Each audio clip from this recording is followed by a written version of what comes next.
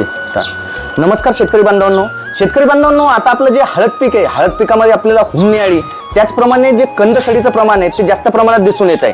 ते कशामुळे, तर आपण जे कच्चं शेणखत आपल्या हळद पिकाला आपण टाकलेले सुरुवातीला उन्हाळ्यात, त्याच्यामुळे हे प्रॉब्लेम येत आहेत. याच्या पुढे आता तर साधारण आपलं जे हळद पीक आहे ते अर्ध्यावर आलेले, जवळपास 3 महिन्याचं झालेलं आहे. पण पुढच्या वर्षी म्हणजे 2027 मध्ये आपल्या हळद पिकाला जर आपल्याला ही कंदसड, करपा त्याचबरोबर हुमणी अळी जर लागू द्यायची नसेल, तर आताच आपल्या शेतातील जे शेणखत असते त्या शेणखतावर आपल्याला काय करायचं आहे, प्रति 1 एकरासाठी डिकम्पोजर, कालीचक्र आणि जे बायोहार्ज आहे, ही तिन्हीची जोडी आपल्याला 2 ट्रॉली शेणखतासाठी 1-1 लिटर या प्रमाणात टाकायचं आहे. तर हे जे IPLचं डिकम्पोजर आहे, याच्यात विविध प्रकारच्या थर्मोफिलिक डिकम्पोजिशनच्या जीवाणू असतात. त्या काय करतात, शेणखताला कुजवतात आणि त्याच्यातील जे प्रोटीन, कार्बोहायड्रेट जे असतात ते आपले जे पिकासाठी उपलब्ध करून देण्याचं ते काम करत असतात. त्याचप्रमाणे कालीचक्र काय करते, याच्यात मेटारायझियम हा घटक आहे आणि मेटारायझियम काय करते, जी हुमणी अळी असते तिचे कोष, त्याचबरोबर प्रमाणे तिचे जे लार्वा असतात म्हणजे अळी, या दोन्हीला मारण्याचं हे काम करते. आणि जमिनीत येणाऱ्या जवळपास 780 प्रकारच्या ज्या किडी असतात, ज्याच्यात आपली कंदमाशी देखील झाली,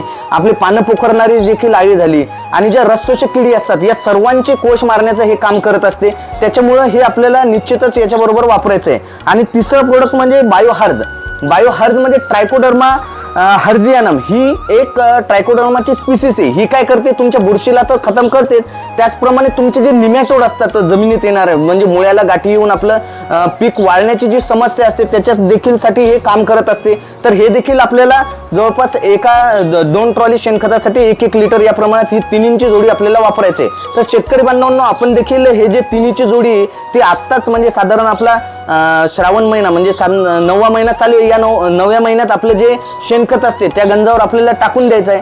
आणि त्या गंजाला आपल्याला वरून जे आपलं कुटार असेल किंवा आपलं जे एखादं हे असते गोनपाट वगैरे किंवा आपली नेट असते त्याच्यानं आपल्याला झाकून ठेवायचं आहे. तर शेतकरी बांधवांनो, व्हिडिओला बघण्यासाठी खूप खूप धन्यवाद.